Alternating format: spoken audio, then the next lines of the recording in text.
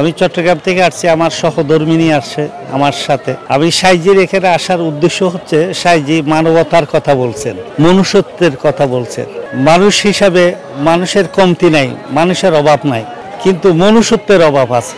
মনুষ্যত্ব যাতে মানুষের মধ্যে জাগ্রত হয়ে ওঠে, আমরা মানুষে মানুষে যাতে মিশতে পারি, ভালোবাসতে পারি, সেই উদ্দেশ্যে এখানে আসা আর কি। ওনার দর্শনটা হচ্ছে মানবতার দর্শন। আমি ঢাকা থেকে এসেছি এই লালনের ১৩৫তম তিরোধান দিবস পালন উপলক্ষে। আমি বুঝি নির্মাণের শিল্প, সালাম স্টিল বোঝে ডিউরেবিলিটি। সালাম স্টিল, মোস্ট ডিউরেবল স্টিল। এখানে যে আয়োজন হয়েছে ছেউরিয়ায় লালনের মাজারে, এটা আমি আসলে একটু ব্যক্তিগতভাবে অনুভব করার জন্য এসেছি। কারণ আমাদের যান্ত্রিক জীবনে আমরা সবাই এখন অনেকেই মানসিকভাবে বিপর্যস্ত, এবং আমাদের তথাকথিত আধুনিক জীবনের যে প্রতিযোগিতা, তাতে করে আমাদের লালনের যে সহজ জীবন দর্শন, সেটা আমরা হারিয়ে ফেলেছি।